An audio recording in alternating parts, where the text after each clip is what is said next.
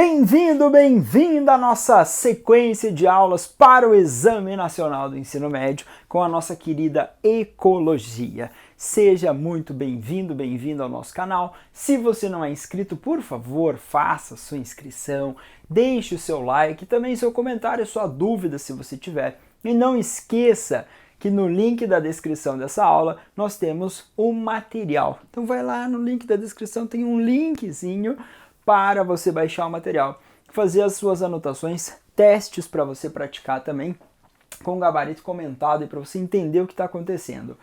Na sequência da ecologia, a gente pensou lá que ecologia era o estudo oikos, casa, logos, esse estudo. Eu falei para você que podia ser uma coisa mais ampla, tipo ecobiose, relação que os seres vivos têm com o ambiente, e as famosas alelobioses, ou relações ecológicas, alelobioses ou relações ecológicas. Essas alelobioses, elas vão fazer uma referência à relação que os seres vivos mantêm entre si no ambiente. Então a gente chama de alelobioses ou relações ecológicas. Também ative suas notificações que semanalmente nós estamos postando aulas aí. E aí você já fica sabendo quando vai vir uma nova aula do SOST para você brilhar no Exame Nacional do Ensino Médio. Você em algum momento da sua vida estudantil se deparou com esses nomes. Relações ecológicas, relação entre seres vivos no ambiente em que eles vivem. Nós podemos chamar de relações interespecíficas aquela que ocorre entre seres de espécies diferentes ou de diferentes espécies. Lembrando que uma espécie, ela é caracterizada, entre muitos conceitos, aquele conceito que mais aparece é de seres semelhantes, capazes de intercruzar num meio natural e deixar descendentes férteis. Então, se nós olharmos para seres de espécies diferentes, mantendo uma associação, uma interação, nós temos uma relação ecológica interespecífica. Se forem seres de uma mesma espécie, ou seja, seres que conseguem cruzar no ambiente natural e gerar descendentes férteis, aí a relação é chamada de intraespecífica e ocorre entre seres de uma mesma espécie. Então a minha primeira preocupação é essa, você diferenciar esses dois termos, que a prova te dá um enunciado de 3, 4, 5 linhas e às vezes você tem que identificar o que está no enunciado para responder a questão do Enem. Então, às vezes está lá no enunciado, claro, você tem que interpretar a questão, faz parte do que o Enem exige que você tenha aí como um conhecimento prévio. Nessa interpretação, relação entre seres de uma mesma espécie. Opa, então a relação é intraespecífica. Se for entre seres de espécies diferentes, então ela é interespecífica. Mas aí ele pode um pouquinho à frente chamar de relações harmônicas ou positivas, quando você não tem nenhum dos associados prejudicado. E uma relação desarmônica ou negativa é quando você tem alguém prejudicado. Então essa é a relação desarmônica, pelo menos alguém ali prejudicado. Então isso vai valer para cá. Relações positivas ou harmônicas, ninguém pode ser prejudicado. Relações negativas ou desarmônicas, aí a gente vai ter prejuízo para alguém. Então, baixou o seu materialzinho, pega aí nas imagens, faça as anotações, porque eu vou pedir para você anotar. Eu vou complementar algumas, outras eu vou pedir para você anotar. Então, essa diferenciação entre intra, seres de espécies diferentes, inter, mesma espécie, intra, alguém prejudicado, desarmônica ou negativa, ninguém prejudicado, relações harmônicas ou positivas. Eu coloquei aqui as principais. Então, relação mutualística ou de mutualismo é aquela relação de mútua troca. Aquela relação de mútua troca que a gente vai identificar basicamente como de benefício mútuo. Nessa relação, estou procurando meu pincel laranja, nessa relação de benefício mútuo que nós teremos basicamente simbologias. Pode aparecer assim, positivo, positivo. Nós representamos um positivo para uma espécie, um positivo para outra espécie. Protocooperação ou cooperação, positivo, positivo. Inquilinismo, positivo, e 0. Comensalismo, positivo e 0. Esse 0 faz aquela representação de não ter nem prejuízo, nem o benefício. Mas perceba que aqui, na relação harmônica ou positiva, ninguém foi prejudicado. Então esse é o primeiro passo. Desarmônica ou negativa. Geralmente são espécies diferentes, né, gente? Interespecífica. E aí, parasitismo, positivo para um, negativo para outro. Então alguém é prejudicado, relação desarmônica. Predatismo, matar e comer um ser de espécie diferente. Nós teremos ali, pelo menos em representação, negativa a relação para a presa. Apesar do predatismo ser essencial para regular as populações de presas, mas a gente faz essa representação. A competição, menos. O amensalismo, menos e 0. Nem sempre a espécie tem benefício. Então, pelo menos os autores aí vão orientar essa relação amensal com aquela de inibição. Pode ser por produção de substâncias químicas. Muitas vezes uma espécie produz substância química, libera no ambiente e impede o crescimento e desenvolvimento de outra espécie. E não obrigatoriamente aquela espécie que liberou uma substância tenha benefício. Animais que pisoteiam a vegetação quando eles estão em movimento. Essa vegetação pisoteada, ela foi inibida no seu desenvolvimento e no seu crescimento. E não obrigatoriamente a população que pisoteou foi beneficiada. Então essa é a ideia de amensal, de inibir. Mas perceba que tem alguém aqui sempre prejudicado. E na competição interespecífica, as duas espécies estão sendo prejudicadas. Lembra que sempre que existe essa competição interespecífica, você pode forçar essas espécies a mudar o seu nicho ou parte do seu nicho, a espécie pode ser extinta do ambiente. Lembra aqueles gráficos que podem aparecer? Espécie A crescendo no ambiente com a espécie B e depois as duas espécies têm uma redução da população. Então isso significa que elas estão competindo, que elas têm uma sobreposição de nichos ecológicos, que elas querem os mesmos recursos. Então nós teremos um encaixe nessa representação. Mas o meu foco aqui era desarmônica, harmônica. Então aqui, positivo, ninguém prejudicado. E aqui, pelo menos, alguém prejudicado. Nas relações intra, como são entre seres de uma mesma espécie, a gente não vai usar essa simbologia. Mas nós teremos uma relação de colônias, onde os seres têm uma nítida união anatômica, ou seja, eles vivem grudados uns aos outros.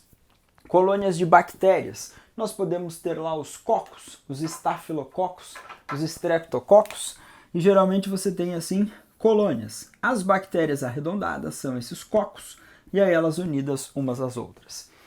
As sociedades são caracterizadas pela formação de castas, e geralmente essas castas são categorias. Por exemplo, na sociedade das abelhas, nós temos lá rainhas e zangões, e aí eles são responsáveis pela reprodução e manutenção dessa população de operárias. As operárias protegem, as operárias produzem esse mel, as operárias constroem a colmeia, as operárias fazem lá suas atividades. Então a gente tem divisões de funções, mas entre seres de uma mesma espécie nessa formação. Formigas, abelhas, cupins são exemplos de insetos que se organizam socialmente. Mesmo vivendo num formigueiro, vivendo num termiteiro ou num térmita, onde viviam os cupins, ou numa colmeia. Quando nós olhamos para a competição, ela também existe aqui entre seres de uma mesma espécie. Além de competir pelos recursos do ambiente, pelo alimento, pela moradia, pela fonte de sombra, de água, eles competem por parceiros reprodutivos. Aquilo que o Charles Darwin chama de uma seleção sexual. Os indivíduos ali terem uma certa competição pelos seus parceiros reprodutivos. E às vezes a competição pode ser tão intensa, a escassez de recursos ser tão intensa, que vai ocorrer o canibalismo. tipo matar e comer seres de uma mesma espécie. Então, aquecimento global, redução de gelo no Ártico, e aí a gente vê ursos polares mantendo um comportamento canibal por causa de redução de alimento disponível para essa espécie. Matar e comer seres de uma mesma espécie vai representar esse canibalismo. Então nós teremos aqui termos adequados para relações ecológicas entre seres de uma mesma espécie e espécies diferentes. As mais prováveis de cobrança são as interespecíficas, ou seja, entre seres de espécies diferentes. Entenderam acá? Fez as anotações com os nomezinhos aí no seu material. Eu fiz alguns exemplos, eu quero aprofundar alguns detalhes aqui. Tá lá. Prova conta historinha sobre orquídeas. As orquídeas são plantas do grupo das monocotiledôneas, das angiospermas. Uma grande diversidade delas em florestas tropicais, na nossa Mata Atlântica, por exemplo. E aí a prova fala que existe lá um inseto que vai polinizar a orquídea. Só existe a orquídea onde existe aquele inseto. Só existe o inseto onde existe a orquídea. Então, os insetos são atraídos, os insetos sugam o néctar, secreções adocicadas, se alimentam e transportam o grão de pólen para garantir a polinização, a reprodução dessa espécie. Quando nós olhamos para isso, a gente fala assim, opa, a relação ecológica é positiva para a orquídea. Mas a relação ecológica também é positiva para os insetos. Então, como você tem essa relação positiva para a orquídea e positiva para inseto, nós teremos aqui nitidamente uma relação de benefício mútuo. Pode acontecer o que eu citei inicialmente de só existe orquídea onde existe um inseto, só existe um inseto onde existe a orquídea, dessa relação ser tão íntima entre esses seres, e a prova chamar isso de mutualismo. Uma relação de mútua troca que pode ser marcada com processos coevolutivos. Coevolutivos, evoluir junto ou evoluir em paralelo. Só existe a orquídea onde existe um inseto, só existe um inseto onde existe a orquídea. Então essa relação vai ser tão intensa, que uma depende da outra para sua existência. Então a gente vai chamar isso de um mutualismo. Quando que pode ser uma cooperação ou protocooperação? Lembra dos exemplos mais clássicos de mutualismo? Quais são? Os líquens de mutualismo. Os líquens, associação entre cianobactérias e fungos, ou associação entre algas e fungos. As algas e as cianobactérias fazem fotossíntese, produzem os compostos orgânicos, são produtores, passam para os fungos que são consumidores. Ou o fungo, basicamente, ele mantém essa relação mutualística e ele não é um ser autótrofo. A cianobactéria, a alga é autótrofa. Passa os nutrientes para o fungo retém água, sai, passa para a alga e vive numa mútua troca. Lá no estômago dos bovinos, nós temos bactérias também, micro-organismos que produzem enzimas para a digestão da celulose. Realiza-se uma mútua troca. A bactéria recebe resíduos nitrogenados, um ambiente propício para crescer, em contrapartida produz a celulase, a enzima para a digestão da celulose. Nos cupins, que são insetos que se organizam socialmente, existem protozoários lá no intestino dos cupins e eles produzem a enzima para a digestão da celulose. Então, mútua troca. No ciclo do nitrogênio, tem as bactérias do gênero Rhizobium, que formam bacteriorrizas, bactérias associadas à raiz de leguminosa, uma mútua troca, um benefício mútuo e uma necessidade de existência. Também nós temos as micorrizas, micofungo, rizo, raiz. Micorriza também, uma relação mutualística. Então, fungos associados a raízes de plantas que facilitam a absorção de água e sais minerais. Então, cuidado com o texto, eu falo para os meus aluninhos. Prof, não tinha mutualismo nas alternativas, tinha cooperação ou protocooperação. É benefício para essa, é benefício para essa. Mas no texto que eu criei aqui para você, de uma relação coevolutiva, de existir uma, existir a outra, a gente caminha para o mutualismo.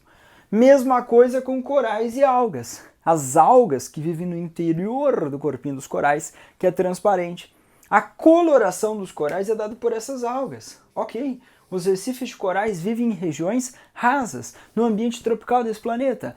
Recebe luminosidade, a alga faz fotossíntese, produz compostos orgânicos, passa para o coral. Coral disponibiliza gás carbônico que cria um ambiente propício para a sobrevivência da alga e é benefício mútuo para ambas as espécies. Então, foco nessa ideia mutualística. Agora, se a prova fala para nós que ocorre essa relação, mas que ela não é assim tão obrigatória, tão intensa, tipo, bovinos que estão lá pastando, e aí tem carrapatos. Carrapatos são aracnídeos que sugam o sangue do bovino. O bovino e o carrapato mantêm uma relação de parasitismo. O carrapato é um hematófago, se alimenta de sangue, pica e suga o sangue. Mas vem um grupo de aves, fica acima do bovino e come os carrapatos. Uau! A ave está matando e comendo o carrapato. Que beleza! A ave está ajudando o bovino. Então a relação é positiva para a ave, porque ela está se alimentando, e ela é positiva para o bovino. Então é uma relação de cooperação ou protocooperação. Se ocorrer, tudo bem, positivo para ambas. Se não ocorrer, ok, a gente consegue sobreviver separadamente. Então essa é uma ideia que nós temos. Alguns autores vão falar em mutualismo obrigatório, mutualismo facultativo, mas aí é uma outra discussão. Tenta gravar isso que eu passei para vocês brilharem e acertarem as questões. Sempre foco no objetivo da relação ecológica, tá? Se eu coloquei aqui orquídeas e árvores e falo para você, a orquídea vive acima dessa árvore, a orquídea é uma epífita. O que é uma epífita? Epifitos. Epi, acima. Que vai viver acima de outro vegetal. Quando ela está lá acima, ela tem raízes, cintura para fixar, chove, tem umidade relativa do ar na atmosfera, ela consegue reter água nas camadas da epiderme. Tem uma epiderme cheia de camadas. Geralmente a epiderme das plantas ela é formada por uma camada de células, mas em algumas a gente vê exceções. E aí tem lá o velame, várias camadas. E entre essas camadas, retenção de água. Mas a orquídea está vivendo acima de outra planta. Ela quer luminosidade, luz. Para ela a relação é positiva. Ela tem benefício viver acima do outro vegetal. O vegetal que ela está acima não é beneficiado e nem é prejudicado. O objetivo da orquídea é moradia. Então, se o objetivo é moradia, a relação ecológica é de inquilinismo. Então, o objetivo viver em outro ser, mas não está parasitando, não está vivendo às custas, não está prejudicando. Então, um inquilino. Essa é uma relação que eu gostaria que você lembrasse. Comensal ou mesa comum? Mesa comum com mensal. O objetivo são restos alimentares. Aquela famosa história do tubarão, um grande predador no ambiente marinho. E aí, mata e come, e peixinhos que ficam ali próximos às rêmoras se alimentam dos restos de comida. Então a relação é positiva para a rêmora, que obteve ali um banquete, mas é indiferente para o tubarão, tanto faz, tanto fez, teoricamente, a presença do peixinho ali. Nesse sentido, relação ecológica positivo para a rêmora. Então, nessas relações aqui, ninguém é prejudicado, ok? Espero que você tenha entendido, tranquilamente, pelo nome, pensar no objetivo da relação ecológica. Mosquito versus seres humanos. Eu vou pegar os meus óculos aqui porque a visão já está... Se eu olhar para mosquito versus seres humanos, os mosquitos, eles são insetos hematófagos, ou seja, eles se alimentam de sangue. O mosquito tem um aparelho bucal, picador, sugador, pica e suga sangue. Ele produz substâncias anestésicas, anticoagulantes na saliva, para a gente nem perceber, para ser um mínimo de percepção. Para ele, a relação é positiva. Nós, humanos, somos um banquete alimentar para esses seres. Então, nós, humanos, somos prejudicados pela atividade de mosquitos. Sem contar que eles podem ser transmissores ou vetores de doenças, que nós veremos em outros encontros. Mas, acá, o mosquito é um parasita. O mosquito é um ectoparasita, ou seja, um parasita externo. O carrapato era um ectoparasita, o mosquito, um ectoparasita, sanguessugas, ectoparasitas, parasitas externos. Geralmente eles têm essa saliva como anticoagulantes, geralmente ele tem substância anestésica, para que nós basicamente não percebemos a presença. Pro mosquito, a relação é positiva, porque ele tem benefícios, se alimentar de sanguinho e nutrientes nossos. Para nós, a relação é negativa, ou seja, prejudicial. O objetivo do mosquito não é matar nós, o hospedeiro, senão ele perde sua fonte alimentar. Mas, claro que infelizmente ele pode transmitir doenças, que são causados aí por outros agentes etiológicos, né? Os agentes etiológicos ou causadores, como vírus, como vermes, e aí isso trazer um prejuízo bem maior. Mas aqui a relação é de parasitismo, então não esqueça. Parasitismo também entre plantas, cipós, muitas vezes, que sugam seiva de outras plantas e acabam prejudicando. Não é o caso das orquídeas aqui, que são epífitas e inquilinas, vivem lá sem executar essa ação parasitária. Sempre usando como referência o comando da questão. A questão te contou uma historinha, você encaixa a historinha no tipo de relação ecológica. É assim que o Enem funciona. Conta a historinha e encaixa o tipo de relação ecológica. Brilha, brilha. Aqui, onça matando e comendo capivaras. Capivaras são roedores fofos, os maiores roedores do planeta. Mas nessa consideração acá, a onça é um predador. Um grande predador, vai matar e comer as capivaras. Então a capivara terá uma relação acá. Para ela existe prejuízo nessa relação. As onças geralmente têm uma população menor em quantidade, as capivaras uma população maior. As capivaras são herbívoros, se alimentam da vegetação, e as onças carnívoras, grandes predadoras, que auxiliam na regulação de populações. Então, cuidado. Aumentou a população de capivaras no ambiente, a tendência é aumentar a população de onça, porque aumenta a oferta de alimento. Aumentando a população de onça, a tendência é diminuir a população de capivara. Diminuindo a população de capivara, a tendência é diminuir a população de onça. Então, o predatismo aparece lá com gráficos que ficam oscilando entre a relação presa e predador. Para o ambiente, essa relação presa-predador vai ser essencial. Nós conseguimos ver a regulação, o predatismo é um agente regulador de populações, tanto da presa quanto desse predador. Eu falo para os meus aluninhos assim, a onça está falando, ó capivara, eu vou te comer, ok? Mas eu não vou comer todas vocês, eu vou comer só algumas. Vou comer algumas específicas, as mais velhas que não são muito ativas, as mais jovenzinhas que não são muito ativas, vocês aí que são mais ativos, que estão numa idade reprodutiva legal, provavelmente vocês vão conseguir fugir e ir povoando esse ambiente. Eu só quero comer alguns aí, ok? Eu não sou tão malvada assim, porque eu sou a onça, eu preciso levar comida para os meus filhotinhos também. Então essa é a ideia.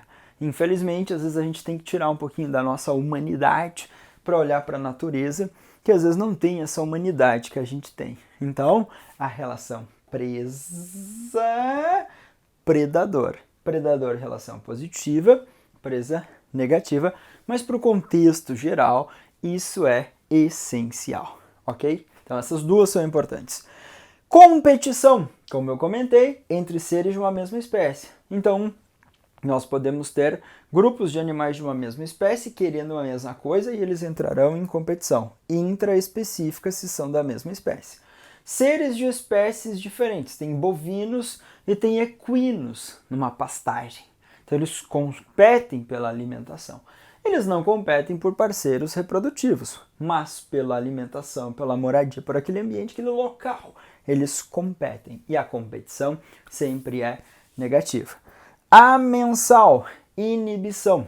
Exemplo prático, aquela relação de fungos produzindo substâncias químicas, liberando no ambiente e inibindo o crescimento de bactérias. Daí, Alexander Fleming observa o Penicillium notatum crescendo lá. E anos depois, a substância penicilina vai ser usada por nós como um potente antibiótico, graças a um pensamento de uma relação ecológica, fungo produzindo uma substância que inibe o crescimento de bactérias e a gente usando para o nosso benefício. A nossa espécie é muito espertinha. Então a gente olha para a natureza, usa muitas vezes essas relações a nosso favor. Quando? Controle biológico de pragas. Controle biológico. Eu quero pensar as fazendas SOST de produção agrícola. E aí tem uma lagarta que está comendo folhinhas do pé de milho da fazenda SOST. E existe um vírus. Um vírus é um parasita. Existe um vírus que se eu jogar na minha plantação, a lagartinha vai comer a folhinha, vai receber o vírus e vai morrer. Uau! Então eu usei a natureza contra a própria natureza. Eu fiz uma monocultura lá. Eu desequilibrei um pouquinho esse ambiente. Mas eu peguei o vírus, coloquei lá e falei, vírus, vai lá, faz o seu papel natural. O vírus é um parasita, vai matar as lagartinhas. Então a gente vai chamar de controle biológico. Esse uso de parasitas, uso de predadores para regulação de populações que são consideradas pragas agrícolas. É tentar usar a natureza, dados da natureza contra essa própria natureza que às vezes nós interferimos, ok? Dá um print, qualquer coisa, veja as anotações, qualquer coisa, pergunte para o SOST e eu quero que você grave com todas as forças aí. Tem competição aqui, seres de uma mesma espécie. Tem competição aqui, seres de espécies diferentes. Interespecífica, anotou, entre seres de diferentes espécies. Intraespecífica, seres de uma mesma espécie. Então essa percepção é importante para você ler o comando da questão e rapidamente não perder tempo, acertar, porque a questão vai ser fácil. A questão vai ser fácil. Na tela aí para você, questão que o Enem já cobrou sobre relações ecológicas. Vai lá na questão, meu ser. Os resultados de um ensaio clínico randomizado na Indonésia apontaram uma redução de 77% dos casos de dengue nas áreas que receberam o mosquito Aedes aegypti infectado com a bactéria Wolbachia. Trata-se da mesma técnica utilizada no Brasil pelo método Wolbachia, iniciativa conduzida pela Fundação Oswaldo Cruz, Fiocruz. Essa bactéria induz a redução da carga viral no mosquito e, consequentemente, o número de casos de dengue na área, sendo repassado por meio do cruzamento entre os insetos.